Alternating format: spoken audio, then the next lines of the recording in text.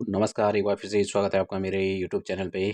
और आज का हमारा ये सेकंड पार्ट रहेगा। अभी हमने 20 क्वेश्चन का सीरीज पहले कर दिया है, तो ये आज का जो हमारा 21वें क्वेश्चन से शुरू होगा और ये देखते हैं हम कितना क्वेश्चन हो पाते हैं। ये पूरे 100 क्वेश्चन का एक टेस्ट है, तो देखते हैं कितना बन पाएगा। नंबर दूसरी बात, किसी भी स्टूडेंट को अगर इसकी पीडीएफ या किसी भी पीडीएफ वगैरह चाहिए हो तो मेरे टेलीग्राम चैनल भी आप ज्वाइन कर सकते हैं, मैं पिन कर दूंगा। नंबर दूसरी बात, टेलीग्राम चैनल पर भी मैं डे बाय डे कुछ ना कुछ मॉक टेस्ट डालता रहता हूँ, आप उसे भी सॉल्व कर सकते हो। ठीक है, तो हमारा पहला क्वेश्चन है आज का 21वें नंबर का। अर्थशास्त्र दुर्लभता का विज्ञान है, यह कथन किसने दिया था? तो ऑप्शन नंबर ए है अल्फ्रेड मार्शल ने दिया था। ऑप्शन नंबर बी है एडम स्मिथ ने दिया था। ऑप्शन नंबर सी है रॉबिन्स ने दिया था। ऑप्शन नंबर डी है पॉल सैमुअल्सन ने दिया था। तो जो ये अर्थशास्त्र ध्रुवता का विज्ञान कहा था, ये कहा था लियोनेल रॉबिन्स ने। जो रॉबिन्स की ने अपनी पुस्तक, जो रॉबिन्स की पुस्तक है उसका नाम है an essay on the nature and significance of economic science, यानी an essay on the nature and significance of economic science. यह पुस्तक जो हुई थी 1932 में रिलीज हुई थी। अर्थशास्त्र को मानवीय व्यवहार का विज्ञान के रूप में परिभाषित किया है, जो असीमित इच्छाओं और सीमित संसाधनों के बीच संबंध का अध्ययन करता है। उनकी परिभाषा ने दुर्लभता और चुनाव की अवधारणा पर जोर दिया, जो आधुनिक अर्थशास्त्र की नींव बनी।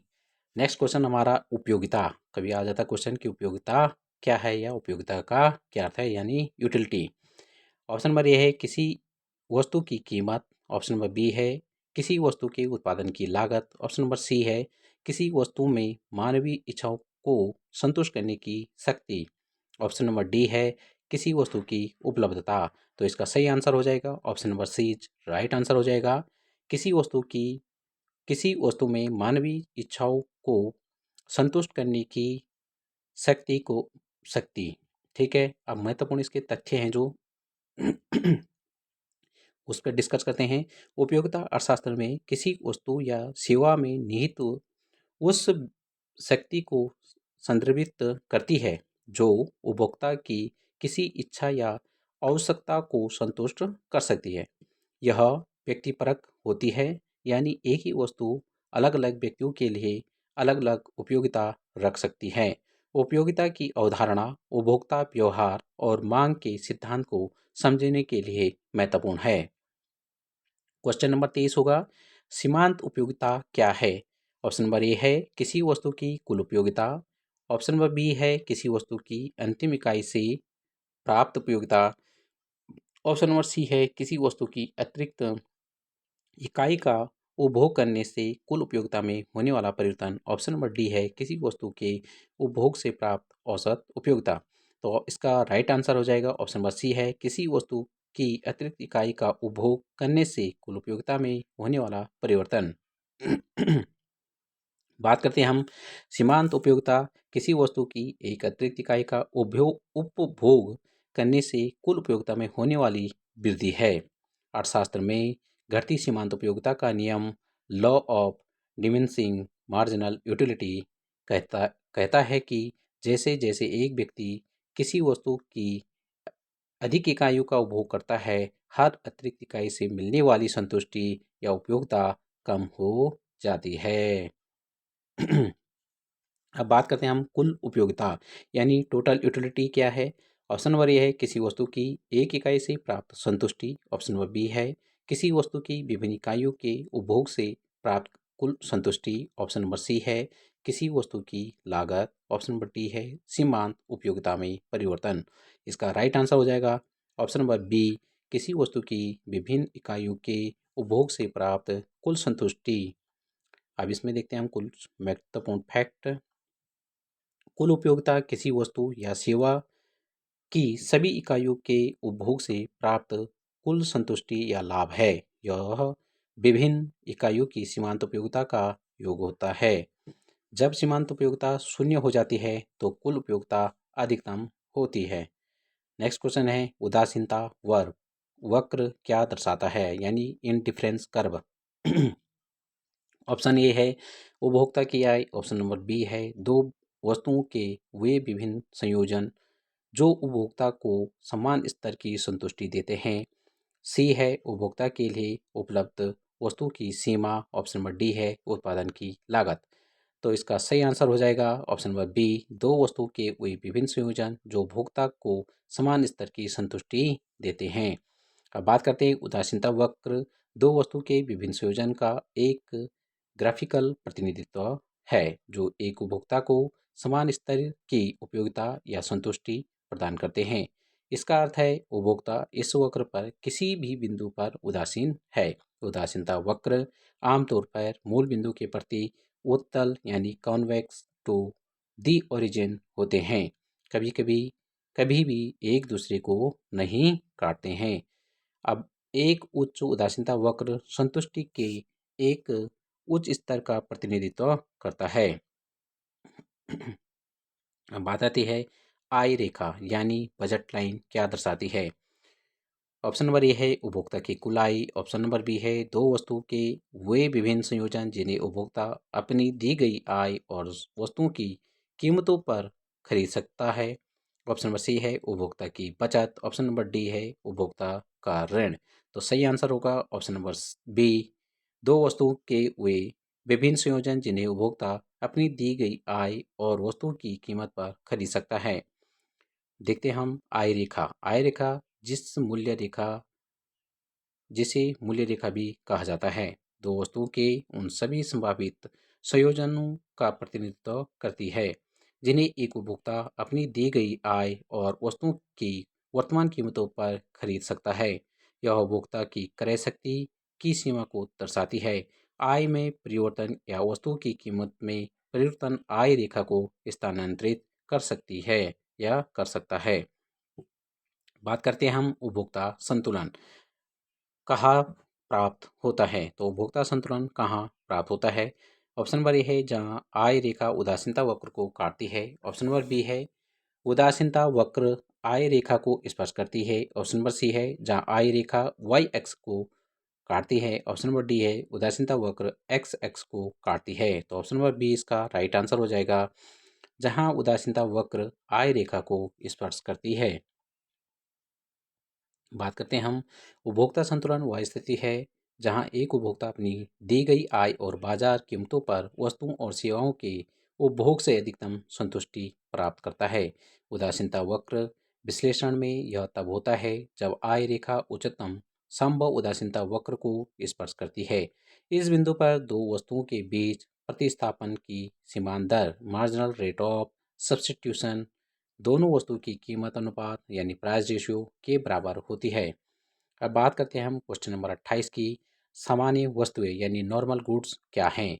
ऑप्शन नंबर ए है वे वस्तुएं जिनकी मांग आय बढ़ने पर घट जाती है, ऑप्शन नंबर बी है वे वस्तुएं जिनकी मांग आय बढ़ने पर बढ़ जाती है, ऑप्शन नंबर सी है वे वस्तुएं जिनकी मांग कीमत बढ़ने पर घट जाती है, ऑप्शन नंबर डी है वे वस्तुएं जिनकी मांग कीमत बढ़ने पर बढ़ जाती है। इसका राइट आंसर हो जाएगा ऑप्शन नंबर बी होगा, वे वस्तुएं जिनकी मांग आय बढ़ने पर बढ़ जाती है। सामान्य वस्तुएं वही वस्तुएं होती है जिनकी मांग उपभोक्ता की आय बढ़ने पर बढ़ती है और आय घटने पर घटती है। इन वस्तुओं के लिए आय प्रभाव यानी इनकम इफेक्ट सकारात्मक होता है। अधिकांश वस्तुएं जैसे कि ब्रांडेड कपड़े, रेस्तरां में भोजन करना जैसे मतलब रेस्टोरेंट, इलेक्ट्रॉनिक्स गुड्स हो गए, सामान्य वस्तुएं होती हैं। ठीक है।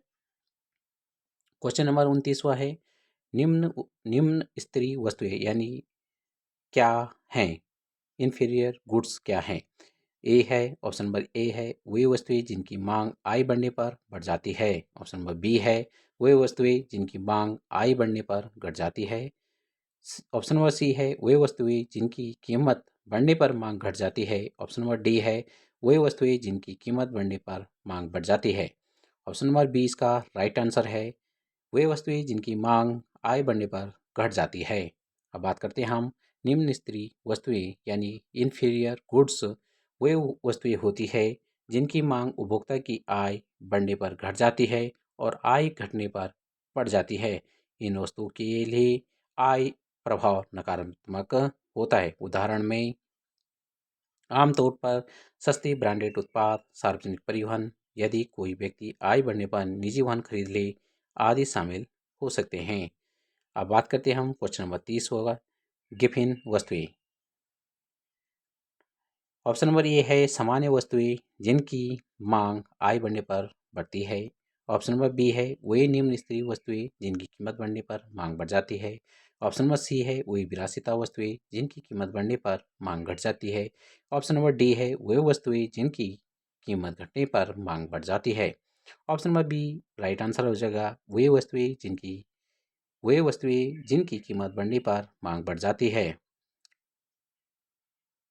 अब बात करते हैं हम, महत्वपूर्ण फैक्ट है इससे। गिफिन वस्तुएं एक विशेष प्रकार की निम्न स्तरीय वस्तुएं होती है जिनके लिए मांग का नियम लागू नहीं होता है, अर्थात उनकी कीमत बढ़ने पर उनकी मांग भी बढ़ जाती है और कीमत घटने पर उनकी मांग घट जाती है। यह आमतौर पर बहुत गरीब परिवारों द्वारा उपभोग की जाने वाली आवश्यक वस्तुओं के साथ होता है, जहां आय प्रभाव प्रतिस्थापन प्रभाव पर हावी हो जाता है। उदाहरण के तौर पर चीनी चीन में चावल या आयरलैंड में आलू का ऐतिहासिक उल्लेख मिलता है। अब बात करते हैं हम, वेबलन वस्तुएं यानी वेबलन वस्तुएं क्या हैं। ऑप्शन नंबर ए है वे वस्तुएं जिनकी मांग आय बढ़ने पर घट जाती है। ऑप्शन नंबर बी है वे वस्तुएं जिनकी कीमत बढ़ने पर उनकी मांग बढ़ती है क्योंकि वे स्थिति का प्रतीक होती है। ऑप्शन नंबर सी है वे वस्तुएं जिनकी कीमत घटने पर मांग बढ़ जाती है। ऑप्शन नंबर डी है वे वस्तुएं जो पर्यावरण के लिए हानिकारक हैं। इसका सही आंसर होगा ऑप्शन नंबर बी, वे वस्तुएं जिनकी कीमत बढ़ने पर उनकी मांग बढ़ती है क्योंकि स्थिति का प्रतीक होती है। अब देखते हैं, वेबलेन वस्तुएं वे वस्तुएं होती है जिनकी मांग उनकी कीमत बढ़ने पर बढ़ती है क्योंकि वे दिखावटी उपभोग या सामाजिक स्थिति का प्रतीक होती है। ये आमतौर पर विलासिता वस्तुएं होती है, जैसे उच्च अंत ब्रांडेड लग्जरी कारें, डिजाइनर कपड़े, महंगे गहने। इनका नाम अर्थशास्त्री थॉर्स्टेन वेबलन के नाम पर रखा गया है, जिन्होंने the theory of leisure classes यानी the theory of the leisure class में इस अवधारणा का वर्णन किया है। अब बात करते हैं हम, मांग की कीमत लोच यानी प्राइस इलास्टिसिटी ऑफ डिमांड क्या मापती है। ऑप्शन नंबर ए है आय में परिवर्तन के कारण मांग में परिवर्तन। ऑप्शन नंबर बी है कीमत में परिवर्तन के कारण मांग की गई मात्रा में परिवर्तन की संवेदनशीलता। ऑप्शन नंबर सी है अन्य वस्तुओं की कीमत में परिवर्तन के कारण मांग में परिवर्तन। ऑप्शन नंबर डी है उत्पादन में परिवर्तन के कारण कीमत में परिवर्तन। तो ऑप्शन नंबर बी इसका राइट आंसर होगा, कीमत में परिवर्तन के कारण मांग की गई मात्रा में परिवर्तन की संवेदनशीलता। इसकी कुछ महत्वपूर्ण तथ्य देखते हैं हम, जैसे मांग की कीमत यानी प्राइस इलास्टिसिटी डिमांड का इलास्टिसिटी डिमांड एक माप है जो यह दर्शाता है कि किसी वस्तु की कीमत में प्रतिशत परिवर्तन के जवाब में उसकी मांग की गई मात्रा में कितने प्रतिशत परिवर्तन होता है। अगर हम मांग की कीमत लॉस की बात करें, अगर ये less than more than one है तो मांग की कीमत लॉस एक से अधिक होने पर मांग लोचदार होती है, क्योंकि मांग कीमत परिवर्तन के प्रति अत्यधिक संवेदनशील है। अगर कीमत की लोच जो है वो एक से कम है तो इसको हम कहते हैं मांग बेलोचदार है। यानी मांग जो है कीमत परिवर्तन के प्रति कम संवेदनशील है।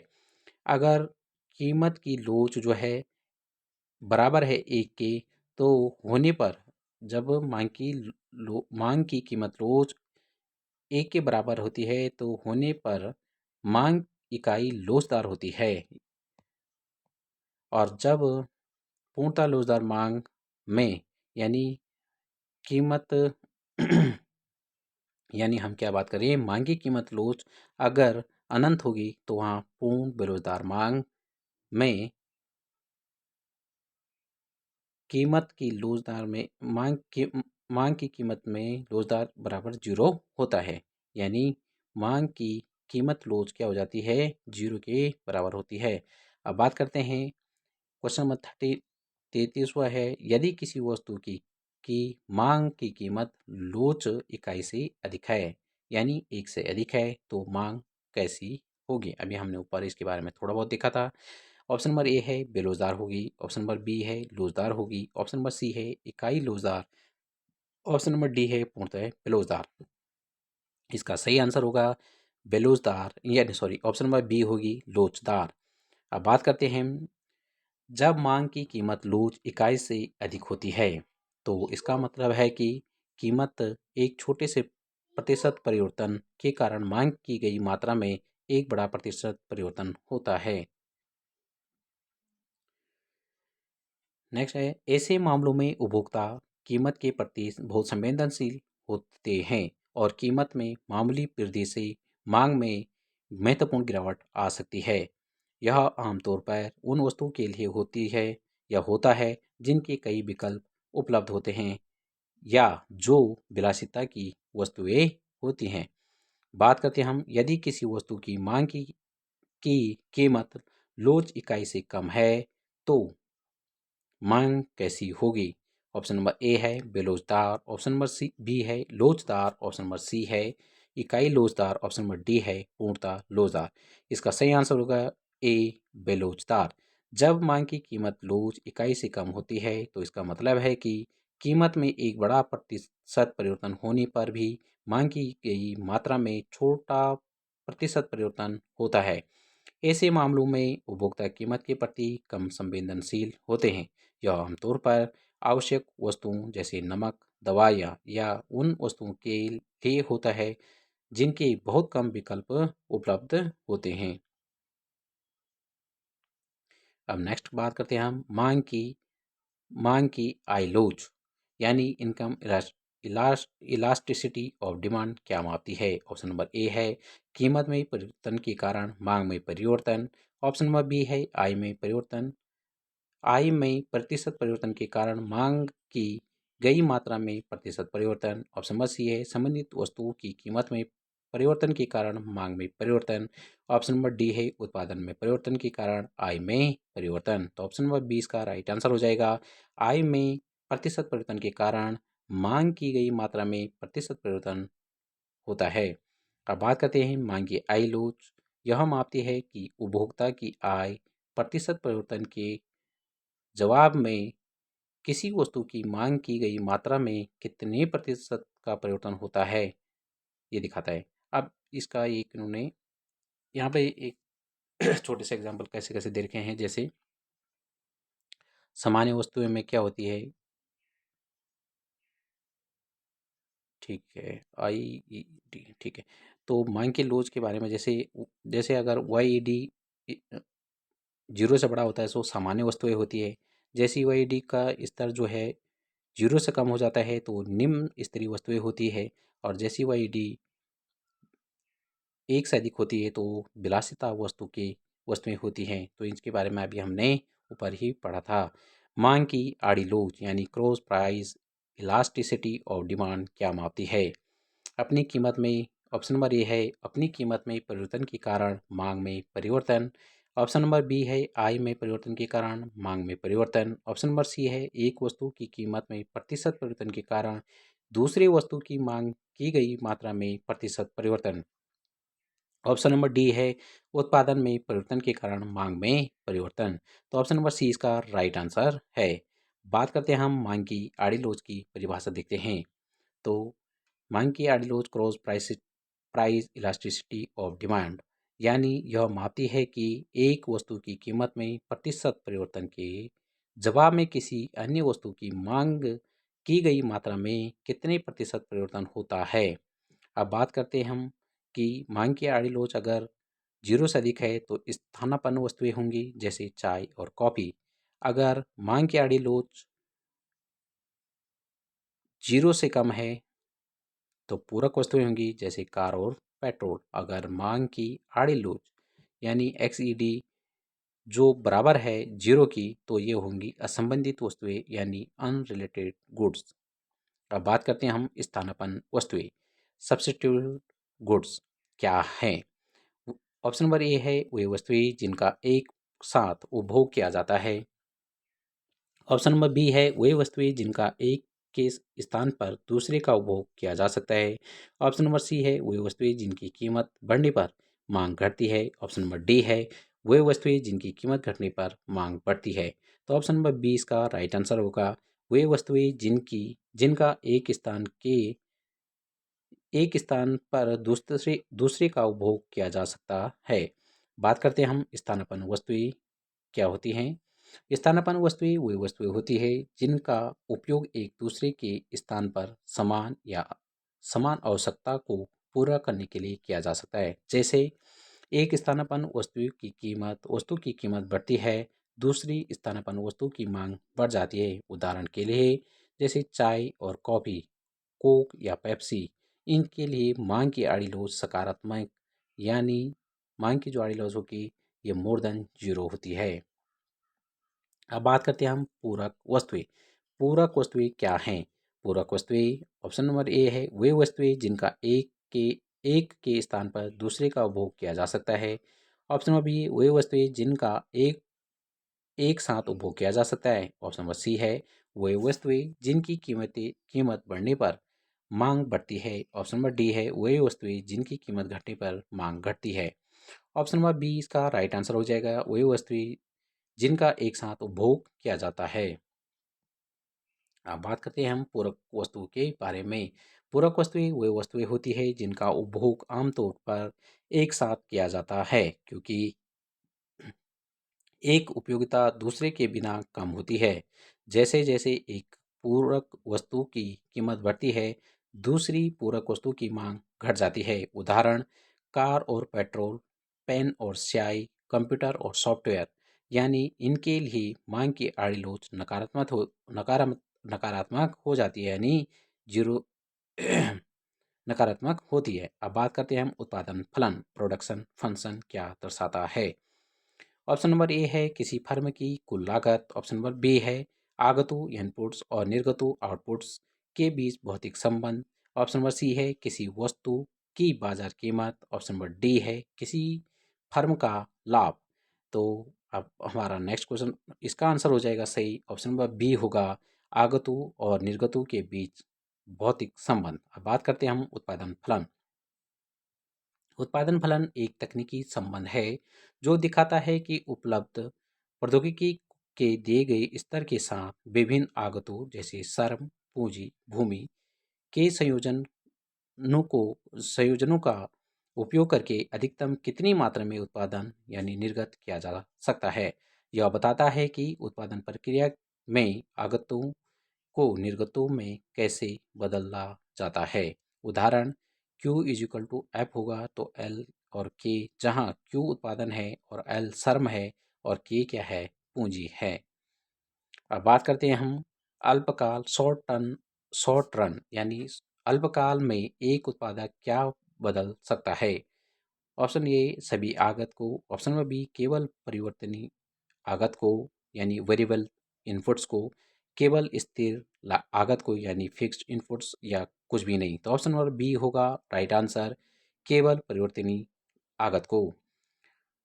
अल्पकाल यानी शॉर्ट रन वह अवधि है जिसमें एक फर्म अपनी कुछ आगतों जैसे पूंजी मशीनरी को स्थिर रखती है और केवल परिवर्तनीय आगतों जैसे श्रम, कच्चा माल को बदलकर उत्पादन के स्तर को बदल सकती है। निश्चित आगतों को बदलने के लिए पर्याप्त समय नहीं होता है। क्वेश्चन नंबर 41 की बात करते हैं हम। दीर्घकाल दीर्घकाल यानी लॉन्ग टर्म में एक उत्पादक क्या बदल सकता है। ऑप्शन नंबर ए है केवल परिवर्तन आगत को। ऑप्शन नंबर बी है केवल स्थिर आगत को। ऑप्शन नंबर सी है सभी आगत यानी परिवर्तनीय और स्थिर दोनों को। ऑप्शन नंबर डी है कुछ भी नहीं। ऑप्शन नंबर सी होगा सभी आगत को। अब बात करते हैं हम दीर्घकाल यानी लॉन्ग रन वह अवधि है जिसमें एक फर्म अपनी सभी आगतों यानी स्थिर और परिवर्तन दोनों को बदल सकती है। इस अवधि में कोई भी आगत स्थिर नहीं होता है, जिससे फर्म को अपने उत्पादन पैमाने को पूरी तरह से समायोजित करने की लचीलापन मिलती है। फर्म नई मशीनरी खरीद सकती है, नए कारखाने बना सकती है या मौजूदा सुविधा का विस्तार कर सकती है। अब बात करते हैं हम क्वेश्चन नंबर 42वां। कुल उत्पाद यानी टोटल प्रोडक्ट क्या है? ऑप्शन नंबर ए है प्रति इकाई आगत का उत्पादन। ऑप्शन नंबर बी है किसी परिवर्तनीय आगत की सभी इकाइयों का उपयोग करके उत्पादित वस्तुओं की कुल मात्रा। ऑप्शन नंबर सी है अतिरिक्त आगत इकाई से प्राप्त उत्पादन। ऑप्शन नंबर डी है उत्पादन की कुल आगत। बात करते हैं हम, इसका सही आंसर होगा ऑप्शन नंबर बी होगा किसी परिवर्तनीय आगतों की सभी इकाइयों का उपयोग करके उत्पादित वस्तु की कुल मात्रा। कुछ अन्य तथ्य इसमें हैं, जैसे कुल उत्पाद क्या होता है? कुल उत्पाद उत्पादन की कुल मात्रा है जो एक निश्चित अवधि में सभी आगतों के दिए गए संयोजन का उपयोग करके उत्पादित की जाती है। यह परिवर्तनीय आगत की मात्रा और स्थिर आगत के स्तर पर निर्भर करता है। अब बात करते हैं हम औसत उत्पाद, एवरेज प्रोडक्ट क्या है? ऑप्शन नंबर ए है कुल उत्पाद कुल उत्पादन को परिवर्तनीय आगत की इकाइयों की संख्या से विभाजित करने पर प्राप्त। ऑप्शन नंबर बी है अतिरिक्त आगत इकाई से प्राप्त उत्पादन। ऑप्शन नंबर सी है प्रति इकाई लागत। ऑप्शन नंबर डी है कुल राजस्व। ऑप्शन नंबर ए है राइट आंसर होगा कुल उत्पादन को परिवर्तनीय आगत की इकाई की संख्या से विभाजित करने पर प्राप्त होता है।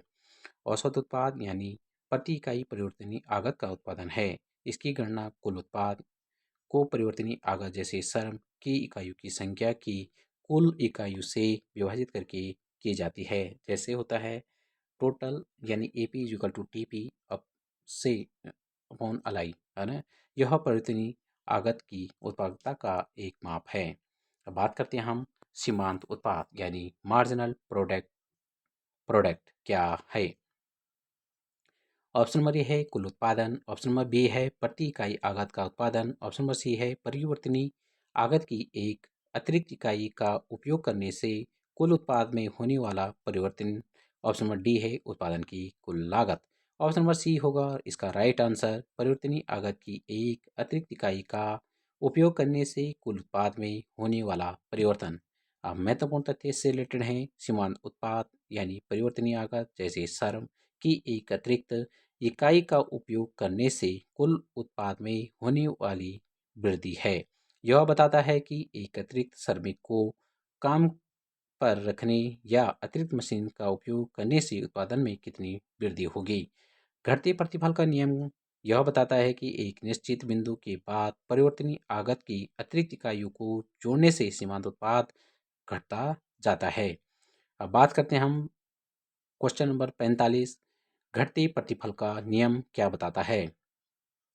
जैसे जैसे उत्पादन बढ़ता है लागत घटती जाती है। ऑप्शन नंबर बी होगा जैसे जैसे परिवर्तनीय आगत की अतिरिक्त इकाई एक स्थिर आगत के साथ जोड़ी जाती है एक निश्चित बिंदु के बाद सीमांत उत्पाद घटता जाता है। जैसे जैसे उत्पादन बढ़ता है लाभ घटता जाता है। ऑप्शन नंबर डी है जैसे जैसे स्थिर लागत यानी स्थिर आगत बढ़ता है उत्पादन घटता जाता है। तो राइट आंसर होगा option number B. Option number B होगा इसका राइट आंसर। जैसे जैसे परिवर्तनीय आगत की अतिरिक्त इकाई एक स्थिर आगत के साथ जोड़ी जाती है एक निश्चित बिंदु के बाद सीमांत उत्पाद घटता जाता है। अब बात करते हैं हम घटते प्रतिफल थोड़ा डिटेल में जानते हैं का नियम क्या है। घटते प्रतिफल का नियम जिसे परिवर्तनीय अनुपात का नियम भी कहा जाता है और कहा जाता है अल्पकाल से संबंधित है। यह मतलब शॉर्ट टर्म के लिए होता है। यह बताता है जब किसी स्थिर आगत जैसे भूमि के स्थान के साथ परिवर्तनीय आगत जैसे श्रम की अधिक से अधिक इकाइयों का उपयोग किया जाता है तो एक निश्चित बिंदु के बाद परिवर्तनीय आगत की प्रत्येक अतिरिक्त इकाई से प्राप्त सीमांत उत्पाद जाता घटता चला जाता है। यह कानून इस धारणा पर आधारित है कि प्रौद्योगिकी स्तर रहता है। तो दोस्तों ये थे अभी के 25 क्वेश्चन हमने देखे। बाकी 46 से हम आगे आगे कवर करेंगे। ये पूरे 100 तक की सीरीज़ है, पूरी बहुत अच्छी मॉडल मतलब क्वेश्चन बनाए गए हैं। होप्स हो कि यहाँ से बहुत सारे क्वेश्चन आएँगे, ठीक है। ये उन सभी एग्ज़ाम के लिए है जहाँ भी जैसे अल्टी ग्रेड में भी होता है कि यहाँ पे इकोनॉमिक्स होती है जिनकी, तो वहाँ पे ये काफ़ी हेल्पफुल रहेगा क्योंकि वहाँ पे भी ये क्वेश्चन बनते हैं, ठीक है। और बाकी ये एग्ज़ाम ओरिएंटेड बेस पूरा पेपर मैंने बनाया है, एनालिसिस किया है, तब जाके इसको प्रेजेंट कर रहे हैं। अब बात आती है कि आप लोगों को क्या करना है। अगर आप इस वीडियो को देखते हैं तो कृपया थोड़ा सपोर्ट कर देना, इसको सब्सक्राइब तो ज़रूर कर देना, है ना। इससे क्या होता है कि थोड़ा सा अच्छा सा फील होता है। नंबर दूसरी बात, अगर आप चाहते हो कि मेरे टेलीग्राम चैनल पे इसी की पीडीएफ या टेलीग्राम चैनल पे कोई चाहते हो तो मेरे को एक बार कमेंट ज़रूर कर देना। अगर कोई चाहता है या अगर उसमें 20-25 बच्चे भी हो जाते हैं तो हम एक क्विज फॉर्मेट डेली शाम को टाइम रख लेंगे जिसमें 20 या 25 क्वेश्चन कराएंगे, तो वो सबके लिए भी हेल्पफुल रहेगा। तो आपको मैं एक टेलीग्राम का लिंक इसमें शेयर करूँगा, तो आप उसमें ज़रूर जुड़ जाना। वहाँ पे मैंने काफ़ी पीडीएफ भी डाल रखे, कुछ महत्वपूर्ण वीडियो एमसीक्यूज फॉर्म वगैरह में डाल रखी है। तो आप मेरे चैनल पे इसी तरह आगे बने रहिए। धन्यवाद।